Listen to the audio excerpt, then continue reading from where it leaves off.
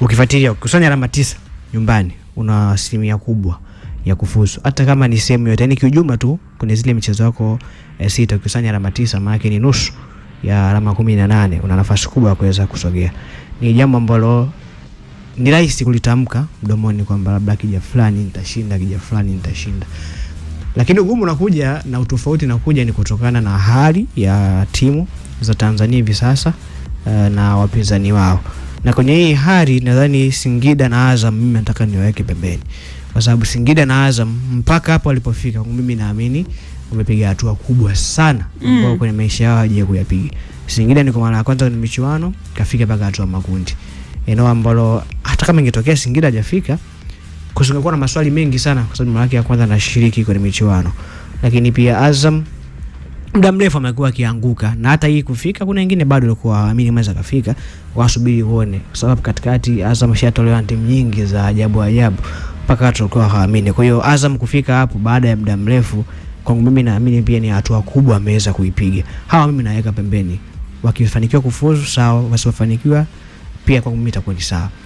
Issue inakuja kwa Simba na Yanga ambao Yanga msimu baada ya kufuzu hatua makundi ameweka rekodi ya kufuzu mara 3 mfululizo hatua makundi ya Champions League, na hakuna timu ya Tanzania ambayo imefanya hivyo mara 3 mfululizo. Wao ndio umefanya hivyo kwa mara ya kwanza. Sasa kama unaweka rekodi ya kufuzu mara 3 mfululizo hatua makundi ya Champions League, na hapo kuna edition nyuma hapo ilifika mpaka robo finali, maana yake wewe sio kuishia tena makundi, umefika kwenye eneo ambalo watu wanaamini unahitaji kuvuka makundi, maybe inakwenda mbele zaidi. Shida ndio inakuja hapa kwa Simba ndani ya misimu 8 na robo finali 5 za Champions League. Maana yake huu pia naye ashajitoa kuwa kwenye level kupambania kufuzu makundi au kubaki makundi, yupo kwenye level ya robo finali na kwenda mbele. Sasa kutoka robo finali kwenda mbele ndio hapo shughuli ipo, na shughuli imekuja kuanzia wao walivyo hivi sasa.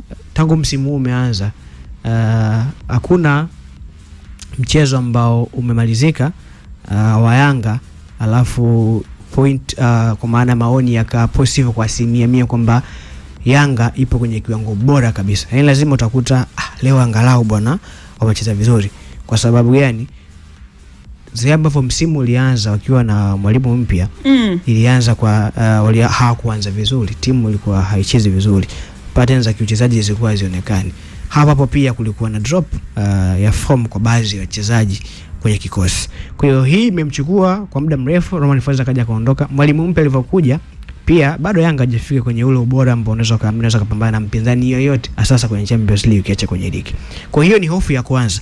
Kama hii timu hapa ndani tu watu kama Pamba wanaweza kumpa mechi ngumu kwenye eneo la kiungo, Yanga anashinda kuprogress mpira kutoka katikati kwenda mbele.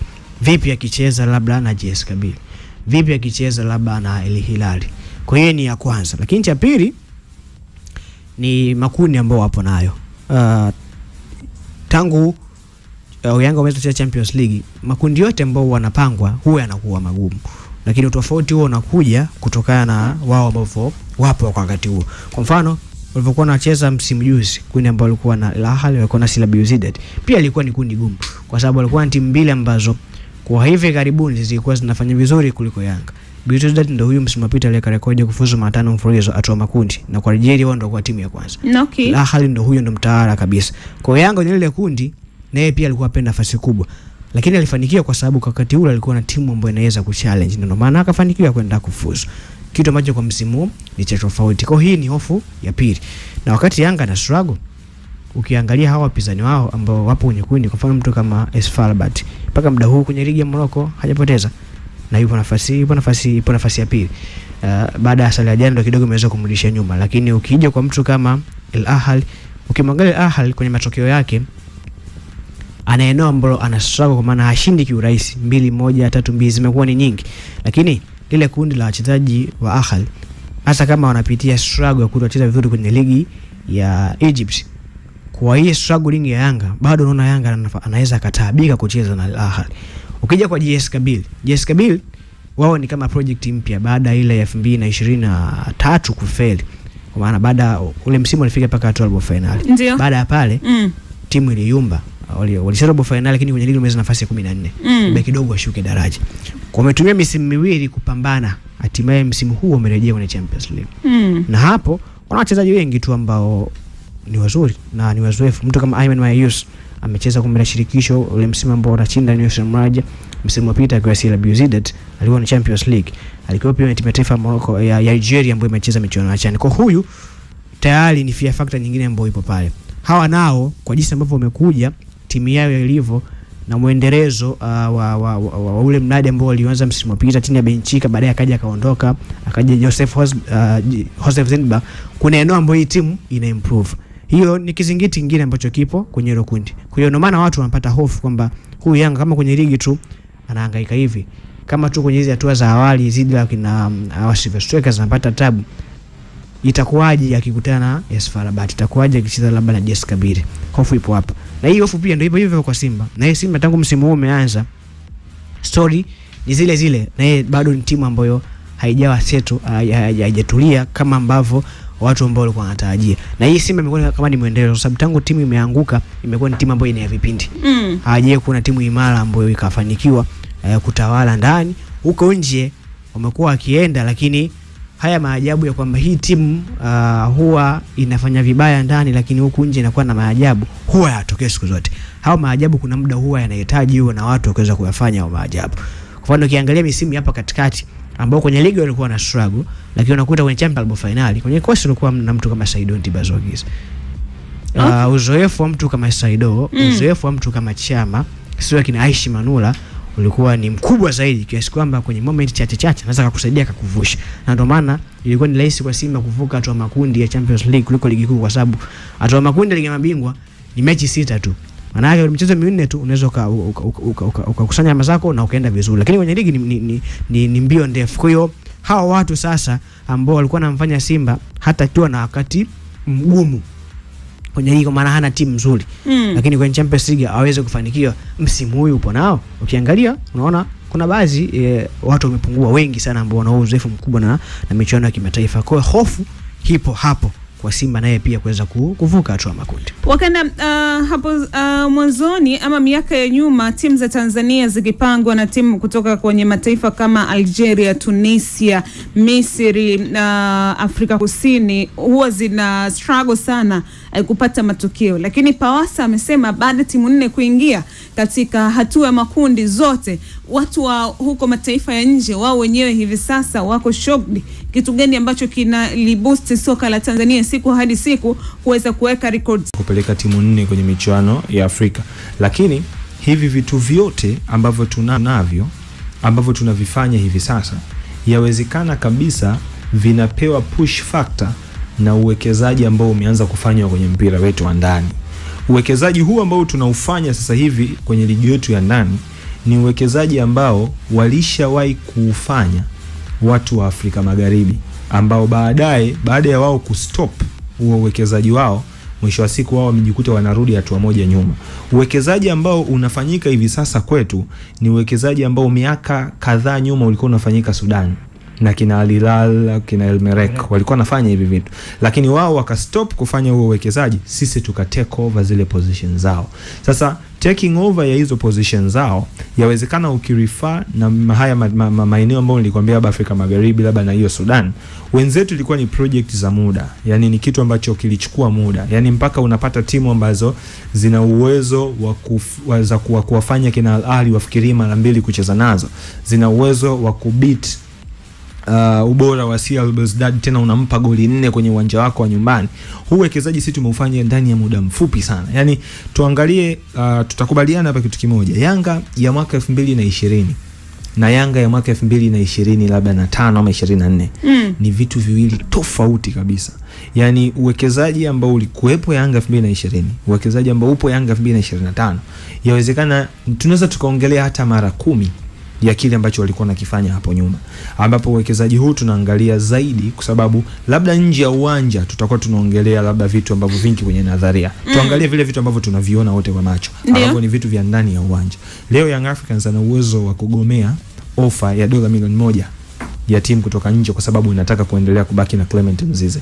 Leo Young Africans ina uwezo wa kugoma kumuuza mtu kama Pacome Suswa na kuendelea kukaa naye kwenye timu yake. Tena mkataba wa Pacome ulikuwa umeisha, lakini Young Africans wana top up ule mkataba wa Pacome anaendelea kuwa nao. Kwa hiyo huu uwekezaji wa muda mfupi unaweza kabisa ukawa unawafanya watu wa mataifa mengine kujiuliza Tanzania inafikiria nini kuwekeza kwa kiasi kikubwa hivi. Kuna watu ambao I think unakumbuka Joel Bukuru, msemaji wa AS Vital. Moja kati ya kitu ambacho alikuwa kugusia kuhusiana na soka la Tanzania ni namna ambavyo watu wana risk fedha zao. Yaani wao wawekezaji wana risk fedha kwenye biashara ambayo haikugarantii return. Yaani leo unapotoka unakotoka huko unaenda kuwekeza kwenye mpira wa Tanzania, haikugarantii kurejesha hizo fedha zako. Kwamba hatujatengeneza platform ambayo inaweza ikazalisha faida kubwa. Faida kubwa ya soka la Tanzania utaipata nje ya ule mpira wenyewe. Lakini kuna watu ambao wana invest directly kwenye mpira just for love. Ile love walionayo juu ya huu mpira wanaamua kuinvest. Mfano mtu kama Mohamed Dewji, inawezekana biashara zake zinafaidika mbali, lakini straight ile investment anaifanya Simba directly, kwamba flow ya fedha itoke ndani ya Simba irudi kwake, haiwezi ukaiona, lakini labda inampa platform kwenye maeneo mengine. Lakini angalia namna investment inafanywa kwenye club kama Singida, nenda kaangalia investment inayofanywa kwenye club kama Azam. Inawezekana Azam ndio mfano mzuri. Yani leo hii Azam investment inayofanywa kwenye team na return moja kwa moja kwenye team ni ndogo sana, labda faida anapata sehemu nyingine. Lakini angalia pia Singida hata nje ya huko ujui investment yao inafaidisha nini kwenye biashara.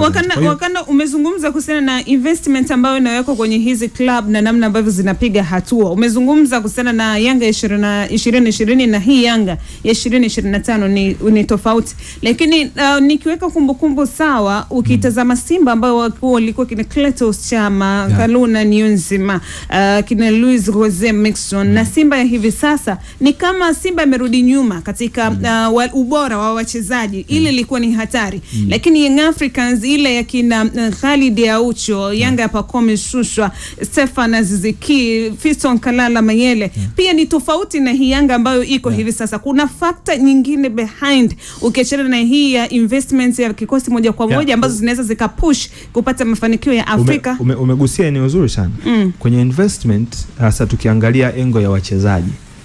Leo labda nirudi kwenye ile Simba uliyotaja. Simba kina Clatous Chota Chama, Simba kina Luis Jose Mixon, Simba labda ya kina Medi Kagere, Simba kina sijui ni Francis Kahata Nyambura. Hii ni Simba ambayo ilikuwa ina uwezo wa kumpata Francis Kahata kwa milioni 100.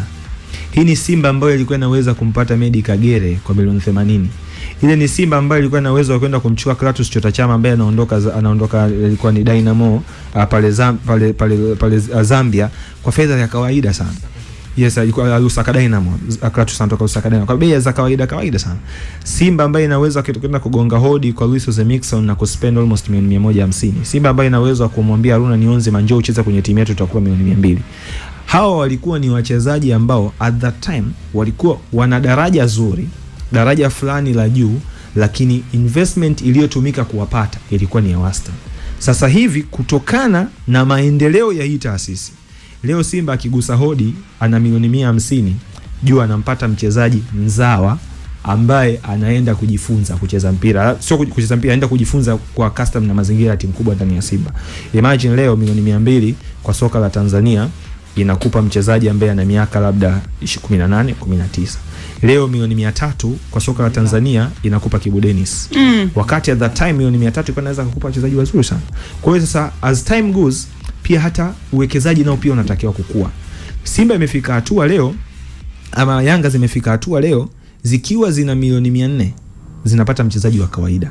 Ili upate mchezaji mzuri sana kwa soka la Afrika hivi sasa, ili ya meet standard yako, kwa sababu hata standard ya Simba at that time na standard ya Yanga kwa hivi sasa zimekuwa zenyewe, kwamba leo unapotaka kubaki kwenye daraja lako, unapotaka kulithaminisha daraja lako ili likue zaidi, inabidi uspend fedha nyingi kuliko leo spend 2017, 2018, 2020. Sasa leo Yanga akiwa na milioni 400 ni mchezaji wa aina gani ambaye A anaenda kulibakiza daraja lao, B anaenda kulielevate daraja lao ukilinganisha na yule mchezaji ambaye anatoka. Mfano mzuri sana, Yanga walimuuza Fiston Kalala Mayele ambaye anavyoondoka Tanzania that time. Fiston anaenda kujiunga na FC Pyramids. Young Africans alivuta almost milioni 500 na kitu, ambayo ilikuwa ni fedha iliyoingia moja kwa moja kwao. Katika 500 na kitu ambayo Yanga aliivuta, Yanga walienda kumsajili Afiz Wonta Konkoni kwa $150, ambayo ni almost milioni 300 at that time. Kuna kuja ujikuta, imagine quality ya Fiston ambaye wewe ulikuwa na uwezo wa kumtoa AS Vita kwa $50, $100. umemuuza labda kwa dola 300, unaenda kuchukua material ambayo sokoni Hafidh Ntakonkoni ni dola 1.5. Daraja hapo la timu yako limekuwa, it means hata unapoenda kugonga hodi sehemu, bwana namtaka mchezaji fulani, jua hautauziwa bei sawa na bei ambayo ungeuziwa kama ungekuja 2018 2020 na daraja lako la kipindi kile. Leo mnakaa sokoni, Young Africans wanabishana na Simba kumsajili mtu kama Musa Balakonte ambaye Sfaxien walikuwa willing tayari kumruhusu aondoke, lakini angalia fedha ambazo Young Africans wana spend kwenye usajili wa mtu kama Musa Balakonte. Mtu yani wako willing ku spend zaidi ya milioni zaidi ya dola 300, dola 3.5 kwa ajili ya mchezaji. Yanga anavunja mkataba wa Prince kwa dola kwa almost milioni 700 za Tanzania. Kwa unakuja ujikuta madaraja hizo team pia zinawafanya kwamba wanavokuwa, hata wanavoenda sokoni, zile thamani za wachezaji ambao wangewanunua kipindi ni wadogo, na thamani zao pia zinakuwa, na hata wao wanaanza kufikiria sasa kusajili wachezaji wakubwa zaidi. Hasa kwenye kamari ya kusajili wachezaji wakubwa zaidi kuna vitu viwili. Unapoenda kusajili mchezaji mkubwa zaidi, hapo tunakuja na factor A. Je, huyo mchezaji mkubwa au unaenda kumchukua huko nje, akija kwenye timu yako anaweza akawa custom kwanza na mazingira ya taifa husika? Okay. Kwamba unamtoa, yes, kuna wachezaji wengine wanatoka wakiwa wazuri sana huko wanapotoka, lakini the moment anakanyaga kwenye ardhi ya Tanzania, kuna kitu ambacho kinaweza kikamuaffect, ambacho ni kitu cha kimazingira, ni kitu cha nje zaidi ya uwanja. Mfano kulikuwa kuna mtu kama Carlos Stenio Cliff Kalimus, mazingira nje ya uwanja yalimwathiri kwa kiasi kikubwa sana. Msimu uliopita Simba ilikuwa na mchezaji mmoja anaitwa Agustin Okejefa. Okejefa is a wonderful midfielder, lakini mazingira na lifestyle za nje ya uwanja zilikuja kumuaffect kwa kiasi kikubwa sana yule mchezaji. Kwa hiyo hata kama ya kusajili wachezaji wakubwa, kuna muda unaweza kaicheza ikafanikiwa, akaingia kwenye timu akafanya kitu ambacho ulikuwa unakitarajia kutoka kwenye miguu yake, lakini kuna muda unaweza kusajili mchezaji wa hadhi ya kawaida, lakini kulingana na ile njaa ya mafanikio kwenye timu yako akaja akafanya vitu ambavyo ungeweza kuvipata kwa mchezaji mkubwa zaidi. Sasa hiyo ndio kamari ambayo watu wengi huwa wana-escape kwenye usajili, kamari ambayo watu kama Singida walifanikiwa. Unajua moja kati ya timu ambayo ilifanikiwa kwenye hii engo ya kusajili wachezaji ambao hawazungumzwi kwa ukubwa, lakini the moment utakanyaga kwenye soka la Tanzania wanazungumza. Mfano mtu kama Arthur Bada. Arthur wakati anatoka Ivory Coast anakuja kwenye soka la Tanzania, Arthur hakuwa na thamani ya bilioni 1. Arthur enda Singida almost 50. Singida anamsajili hasa kwa dola 50 tu. Lakini anaondoka Tanzania, Arthur Bada Singida anamuuza almost kwa dola 500. Valuation ni almost mara 10 ya fedha ambayo Singida aliitumia kwenda kumsajili huyu mchezaji. Kwa hiyo kuna kitu ambacho watu wengi wanakwama, hasa hicho kitu cha scouting, kuamini kwamba mchezaji wa daraja la juu ni yule ambaye anacheza kwenye maeneo makubwa ambako mkienda huko ndo mnaenda kuchukua watu kama kina Musa Balakonte, watu ambao watakuja kwenye timu yawezekana struggling. Sisemi Musa ni mchezaji mbaya, bali watu si mkotu vibaya, kwamba struggling ya Musa hivi sasa kuingia kwenye kikosi cha kwanza cha Young Africans ukilinganisha na thamani ya fedha ambayo ilitumika kumsajili, kuna sehemu inavunja moyo. Lakini kuna mchezaji ambaye unaweza ukaenda ukamchukua kwa fedha ndogo akaingia kwenye timu, na mwisho wa siku maisha yake yakaenda vizuri kabisa kwenye timu, na mkao mna enjoy uwepo wake kwenye hiyo timu. Kwa hiyo kwangu mimi hizi timu kwa hivi sasa zilipofika, hivi vitu ambavyo tunaendelea kuvishuhudia hasa kwenye kulithaminisha soka letu la ndani, tutazidi kuviona kwa sababu wenyewe vimekubali kuingiza fedha kwenye mpira, fedha ambayo return yake inawezekana ni ndogo, lakini wadau wapo, jambo ambalo sasa hivi halifanywi na timu nyingi sana. Ukienda Afrika Magharibi sasa hivi, ukienda kwa mfano ASEC wao, kitu cha kwanza kabla hajaingia kwenye soko la usajili, ASEC anaangalia kwenye akademi yake ana nani. Akiikosa material ya kuingia kwenye kikosi cha kwanza, anaenda sokoni na anasajili wachezaji wake kwa bei ya kawaida sana. Kwa investment ambayo ASEC anaifanya nje ni ndogo, lakini huwa anapata wachezaji wazuri. Ukienda watu kwa mfano soka la Nigeria, soka la Nigeria sasa hivi ndio lina kabisa investment. Ukienda kwa mfano soka la Mali, utamkuta Stade Malien ambaye naye anaangalia zaidi wachezaji wao wa ndani ambao wana machua ndani. Ukienda soka la Senegal the same thing. Kwa hiyo sisi tunafanya vitu ambavyo watu wengi sana Afrika wafanyi. Ndio maana sasa kuna lile daraja la wale, tukilinganisha sasa tunao invest kwenye mpira. Yaani Tanzania wanavyo invest kwenye mpira na wale ambao bado wana invest kwenye mpira. Tumwangalie mtu kama soka la Afrika Magharibi. Mwangalie Esperance anavyo invest kwenye mpira. Na kwa mantiki hiyo Wakanda, unaungana na Boniface Pawasa kwa maana hizi timu zina nafasi ya kwenda quarter final, ama unaungana na Nsajigwa ambaye ameiona Simba na Yanga huko akisema Singida na Azam hapa alipofika pia wamejitahidi? Kwangu mimi kwenda robo finali bado nitabaki na msimamo wangu ule ambao niliuweka muda mrefu sana kabla hata makundi hayajapangwa. Mimi siamini kama hizi timu at this moment, yani naongelea current situation, ziko tayari kucompete. Hizi timu kwa hivi sasa hazipo tayari kushindana kwenye hatua ya makundi kwenda hatua ya mtoano. Kwa sababu moja tu, hizi timu zimeanza ligi na gia ya chini mno ukilinganisha na namna ambavyo standard yao ipo. Yani leo hii itakuwa kwa maana intensity yao ni ya chini sana. Chini mno. Yani leo hii itakuwa ni ngumu kukaa mezani hapa kukwambia Young Africans ana faida ya kumfunga Al Ahly home and away. Leo ni ngumu kukaa hapa kukwambia Simba atamfunga Esperance home and away. Kwa sababu moja tu, nyumbani ligi. The same thing. Yani nyumbani kitu pekee ambacho nimekaa mwenyewe nikatafakari ni namna gani ya watu wanaweza kashinda kwenye game za nyumbani. Mtu atakaye kuletea mbinu. Yani mtu atakaye sema Simba atamfunga Esperance kwa 4-4-2, 4-3-1, sijui fullback atenda hivi. Mongo. Namna pekee ambayo unaweza ika make sense ukikaa mezani ukawa unajadili mpira ni zile vibes kwamba Benjamin Mkapa huwa atoki mtu. Yani ile vibe ya home ground, mimi peke yangu ndo naamini hivyo kwamba ile ndio hoja pekee ambayo sasa hivi na make sense kwamba hawa watu wakiwaga nyumbani huwa washikiki. Lakini kusema kwamba hawa watu kimbinu, kiufundi wako tayari kushindana watu kwamba bwana vibe ya Mkapa imegoma. Tushindane dakika 90. Kimbinu kitu gani kingine ambacho unaona kinaweza kikakwamisha? Mfano tukianza labda na kikosi cha Young Africans. Kocha wa Yanga mpaka hivi sasa amepata wiki moja ya maximum training na team. Anaenda international break, anawakosa wachezaji zaidi ya 8 ambao wanaondoka wanaenda kwenye majukumu ya timu ya taifa. Yanga alivyoondoka tu hapa kwenye international break, ukimwangalia hivi sasa Young Africans hakushawishi kama yuko tayari kuanza ligi na kina CR Belouizdad. Anarudi, challenge anayokutana nayo ni hao watu ambao wao tayari timu zao zishakuwa settled. Unatoka Yanga nenda kamsikilize Simba. Pantev ilikuwa ni game ya pita ya Simba na JKT. No, achana na JKT. Ya Namungo. Okay. Baada ya game ya Namungo, Dimitri Pantev alisema kitu kimoja. Singizini. Ilikuwa Singizini ya nyumbani. Yes. Dimitri Pantev alisema kitu kimoja kwamba ameangalia Simba anahitaji muda ili timu ikae vizuri, na muda aliomba alisema naombeni mpaka baada ya international break.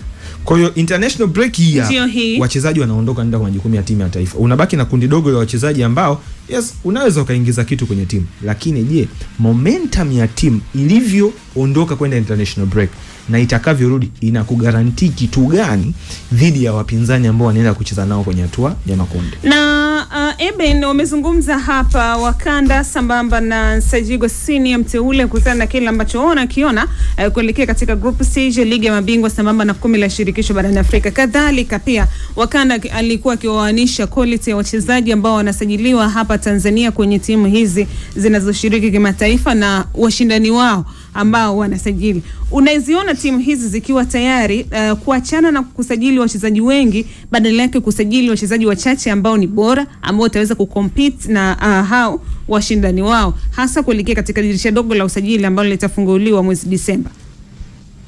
Ni swali zuri.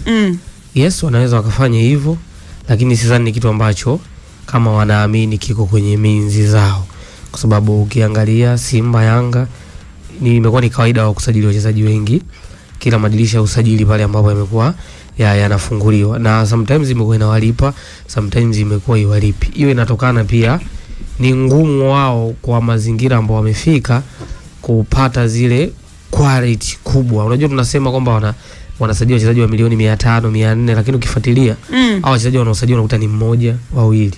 A lot of players hapa wanakuja kwa madao ya kawaida tu. Kwa hiyo sasa kinachofanyika ni kutafuta bunch la wachezaji kubwa wengi. Pale unapopata hit, yes tunaenda nayo, tunafanya hivyo. Yani pata potea. Ndio mara nyingi ndio imekuwa ni system ambayo imekuwa inatumika sana. Kwa sababu tunasema Simba ambayo walisema msimu anakuja kwenye kupata makombe. Kama msimu uliopita walikuwa wanatengeneza timu. Unaona msimu uliopita ambao unasema wanatengeneza timu, Simba alisajili wachezaji almost 14 na, si ndio? Almost 14 na kuendelea mbele. Kaja msimu utakasajili wachezaji wangapi? Kwa unaweza kukuta within madirisha hata 4 matatu ya usajili timu zinasajili wachezaji almost 25, 26, na imekuwa ni kitu ambacho ni cha kawaida. Kwa hiyo pale ambapo bunch ya wale wachezaji wengi ambapo inakuwa inawalipa, yes wanaonekana ni wamefanya kitu ambacho ni kizuri, lakini mara nyingi imekuwa haiwalipi hizi bigger stages. Ndio maana unaweza kaona kwa hivi karibuni mafanikio kimataifa tumekuwa tunajisifia kwamba kufika hatua kwamba robo labda ndivyo tumefika makundi, ni kwa sababu tumekuwa tunakosa kundi kubwa la quality za wachezaji kama hao, na inapofikia sasa hatua kama hiyo mnabahatisha hata wachezaji wachache, ndio inakuwa ni ngumu pia kuamudu waendelee kuwepo, kwa sababu watu wengi, timu kubwa zitawatazama na zinakuja kuwahitaji, kitu ambacho kwa vilabu vyetu ambavyo tunajua moja ya vyanzo vyao vikubwa vya mapato imekuwa ni hivyo, kwa sababu issue za gate collections ni few matches wanapata, kwamba wakikutana labda wao kwa wao wakiwa nyumbani, almost games wanazojaza wakiwa away ni faida za timu ambazo zenye uwanja husika huko wanavyocheza. Kwa hiyo main collection ya fedha hivi vilabu pati kubwa imekuwa ni kwenye mauzaji ya wachezaji, lise kidogo na jezi.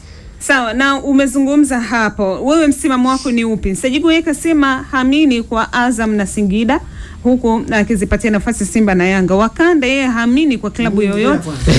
Nafasi yangu kwenda wapi? Kwenda robo finali. Sijasema hivyo. Wewe kumbe umempa nani? Nimesema Yanga. Sema kwa maana Azam na Singida kufika hapa ni mafanikio. Simba na Yanga nikasema ni ngumu.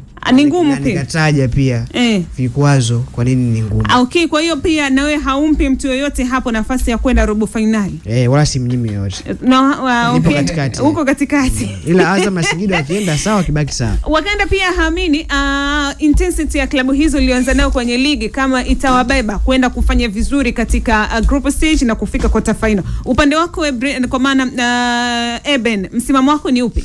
Mimi msimamo wangu unabaki ule tangu siku za matamasha. Mimi toka matamasha ndio sikuvutiwa na performance za hizi timu kuelekea msimu husika.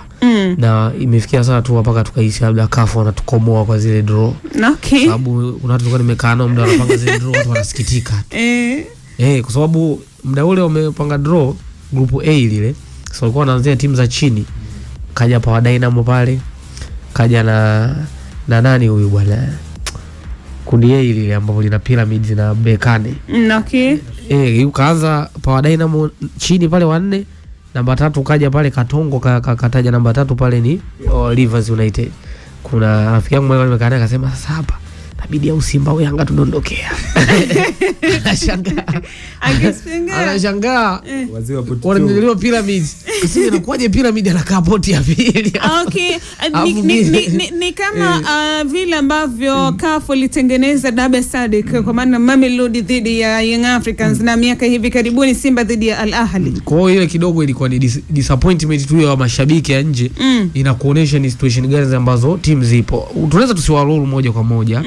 Lakini tukiongelea kwa hali halisi ambayo tumeiona, Yanga hususan Yanga group la Yanga naona ni gumu kidogo tofauti na Simba sana. Sio kidogo, gumu sana. Yani nikiangalia hata kwa mashindano tu yote ya CAF Champions League mpaka sasa hivi naona kundi la Yanga ni moja ya kundi gumu sana, kwa sababu timu zilizoko pale ni timu ambazo zinafanya vizuri, kwa sababu angalia FAR Rabat kiachana nao kwa mabingwa tu wa ligi yao ya Morocco pinje hivi karibuni, wana wachezaji ambao ni wazuri. Alishakuja hapa Hamza Kaba na Raja Casablanca. Sumbua sana Simba hapa. Wana MVP wa Chan. Wana MVP wa Chan ambaye alikuwa ni nahodha wa timu ya taifa ya Morocco. Midfield. Jua sana mpira huyu jamaa. Alafu wana Rada Slim. Kwa ni timu ambayo jana nilikuwa naangalia alikuwa na Reda au kote kwa ni timu ambayo ina wachezaji wazuri na wanacheza mpira mzuri sana. Au JC Kabaile nao ni timu ambayo sasa hivi inafanya vizuri sana. Kwa hiyo kina Neo Maema, kina Morris Abraham, kwa maana kina Clement ambao ni majeruhi, kina Ande Bobo Abuyeli, hawatoshi kwenda kucompete nao. Wanatosha, ndio maana nimesema. Tukiangalia kama Wakanda ameelezea vizuri sana. Wakanda ameelezea vizuri hapa kwamba ukiangalia kwenye current basis kwamba ukipima level ya performance za hizi timu kwa msimu huu, kuanzia aina ya mpira wanaocheza mpaka level ya utimamu wa kimwili, unaona kama kuna level timu kama Yanga bado hawajakaa kwenye ligi yao ambao tumewaona. Kwa mazingira kama haya inakuwa ni ngumu. Kwa mimi binafsi ndio kwa tathmini zangu tu za kawaida na msimamo wako, ninaona mwaka huu tunaweza tukafaidika sana na ni Confederations Cup. Okay, kwa maana Singida na Azam wakaibeba Tanzania kuliko Simba na Yanga. Singida au Azam naamini kama mmoja wao akiwa serious anaweza akafanya kitu, kwa sababu nikiangalia makundi yao wote wana timu moja tu ndio ambao unaona iko vizuri. Nyingine zimekuwa zinaanguka. Stellenbosch msimu umekuwa wabovu sana. Watu wanapiga left right Azam ukitoa Wydad ambao naye yuko kwenye form kweli kweli, ambaye najua obvious Azam hamwezi Wydad, there is no way Azam anaweza kumweza Wydad, lakini hao sijui kina Manyema, Nairobi United, timu ambazo anaweza akakompiti na Singida. Naye kwa Belouizdad ni game ngumu, Singida ngumu sana kwa Belouizdad, lakini hao si kina Ohio, Stellenbosch anaweza akakompiti nao vizuri na akapata matokeo. Lakini kwa huku timu kwenye ligi ya mabingwa timu zote ni za moto, sababu hao Esperance ni mabingwa, wameshakuwa mabingwa wa CAF Champions League. Petro ni timu ambayo imekuwa inasumbua kweli kweli, yani sio mabingwa, nusu finali wanafika mara nyingi, robo mbona alikuwa anasumbua sana Mamelodi hapa kipindi hivi karibuni. Ni timu ambazo anytime zinaweza zikakusumbua. Si Stade Malien ni timu ambazo hazina jina kubwa, lakini pool ya talent kwenye timu yao, wanachezaji ambao ni wazuri, wanaweza wakakupa mchezo mgumu. Kwa hiyo nadhani kwa Simba na Yanga inategemea tuna situation ya muda huo watakuwaje, lakini kama wakiendelea kama hivi walivyo sasa hivi itakuwa ni ngumu kidogo. Lakini kwa Azam na Singida ninaona kwa namna moja au nyingine kati yao mmoja au wote wanaweza wakafika mbali kidogo. Msikilizaji, maoni yako ni yapi na unaungana